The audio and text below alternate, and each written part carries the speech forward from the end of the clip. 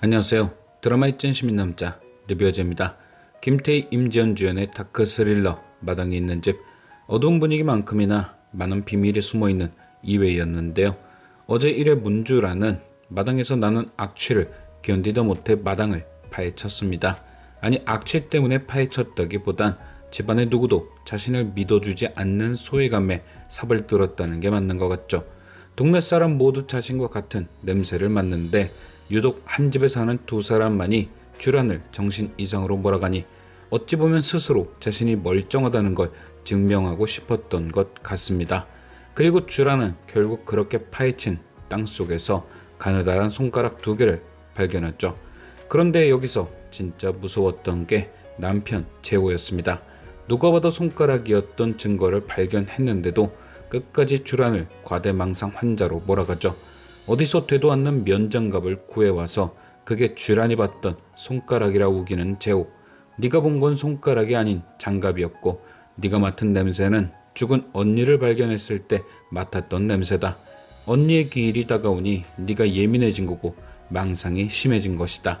그런데 쥬란은 또 그걸 믿습니다. 가스라이팅이 이래서 무서운 거죠. 의사라는 남편의 직업과 자신이 겪었던 과거가 쥬란으로 하여금 자신이 본 것보다 남편의 조언이 맞는 거라는 착각을 불러일으킵니다. 또한 코넬리아로 이사 오기 전 자신의 착각으로 누군가의 뚝배기까지 날리고 난 터라 쥬란은 더더욱 자신을 스스로 신뢰하지 못하고 있었습니다. 결국 마당의 악취는 그렇게 남편 재호의 말처럼 공사장 인부들이 묻은 쓰레기 때문이겠지라며 타의로 정의를 내려버렸죠.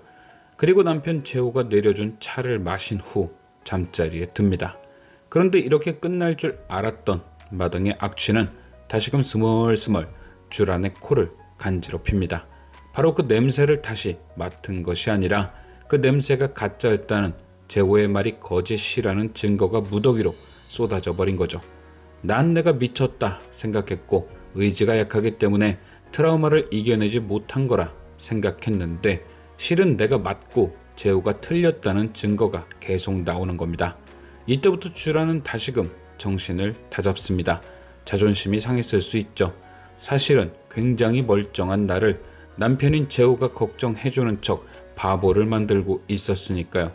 자신이 잠든 사이 나가지 않았었다는 재호의 신발은 흙이 묻어 있었고 저번 주에 세차를 했었다는 차 또한 흙이 묻어 있었죠. 모든 게 거짓이다. 고로 내가 맡았던 냄새는 진짜였다. 쥬란은 이제 자신을 대신 컨트롤해주던 재호를 믿지 않습니다. 모든 게 재호가 그린 그림이란 걸 깨닫게 된 거였죠.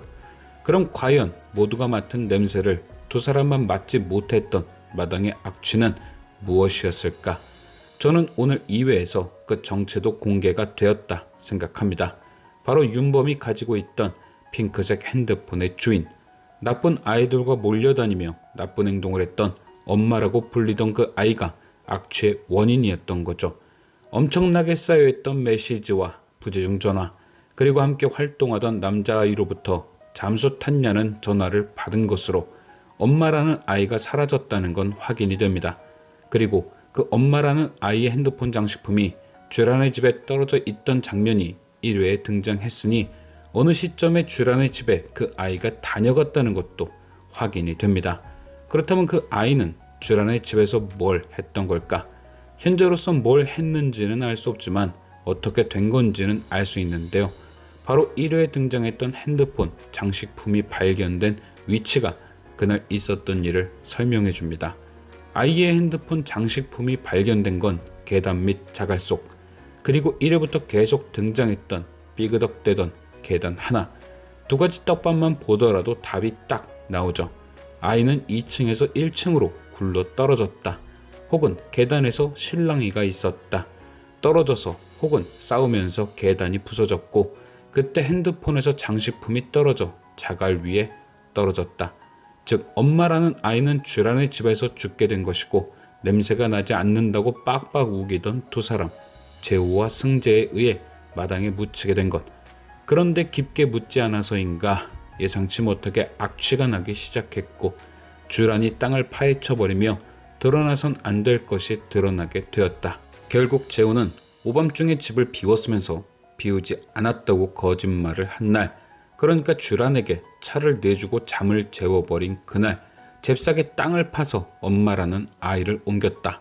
결국 주란의 의심을 다시 불러일으킨 신발의 흙과 자동차의 흙이 그날 밤 시신을 옮겼다는 빼박 증거가 되는 거죠. 또한 그 일이 있던 다음 날, 옆집에 사는 해수가 이제 냄새가 나지 않는다고 말한 것이 이 모든 걸 완벽하게 재확인시켜준 것이죠. 재호가 그날 밤 악취의 원인을 제거했다는 진실, 그리고 무엇보다 주란의 집에서 그 엄마라는 아이가 죽었다는 가장 확실한 증거는 바로 김윤범의 행동입니다. 그가 어떻게 그 핑크 핸드폰을 손에 넣었는진 알 수 없지만 그는 얼추 모든 걸 다 알고 있던 거죠. 그러니까 주란의 집에서 엄마라는 아이가 죽은 건 알지 못하지만 엄마라는 아이와 박재우 그리고 승재와의 관계는 확실히 알고 있던 겁니다. 일단 가장 먼저 등장했던 복선은 TV에 나오던 박재우를 보고 전화를 한 김윤범. 그때 박재우는 TV에서 아이를 잘 돌보는 방법에 대한 프로그램을 진행 중이었고 김윤범은 그런 박재우를 보며 환멸을 느낀 거죠. 현실에선 한 아이를 좌지우지하고 사진에 찍혀 있던 것처럼 협박까지 일삼던 그가 방송에선 아이를 위한다고 가식을 떨고 있으니 딱 그 타이밍에 전화를 걸어 계속 깐족됐던 거죠. 두 번째 복선은 낚시 가방과 5만원권. 김윤범은 박재호와 통화한 후 그를 찾아갔습니다. 아내인 추상은과 그렇게 박재호의 집에 가며 그는 낚시 가방에 5만원권을 채우면 얼마나 들어갈까라며 한껏 들떠 있었죠. 이 두 가지 복선만 보더라도 박재호가 엄마를 해쳤다는 진실은 드러납니다. 주란의 집에서 엄마가 죽었고 그 아이를 마당에 묻은 후 따로 챙겨뒀던 핑크 핸드폰이 어떤 계기로 김윤범의 손에 들어갔다. 그는 핸드폰을 손에 넣은 뒤 그 안에 있던 자료들로 박재호와 승재 그리고 엄마라는 아이의 관계를 눈치챘고 계속해서 협박 중이었다. 이게 마당 속 악취 사건의 전말일 듯 합니다. 그럼 이제 중요한 건 과연 김윤범은 그렇게 까불다가 박재호에게 죽게 된 걸까? 당연히 아니죠. 김윤범이 낚시 가방을 주란의 집에 놓고 간 날, 그날 밤 윤범은 재호를 만나려 했습니다. 하지만 재호는 그날 주란이 마당을 판 덕분에 윤범을 만날 수 없었죠. 마당에 묻혀있던 엄마라는 아이를 옮겨야 했으니까요. 즉, 두 사람은 그날 밤 만나지도 못했을 겁니다.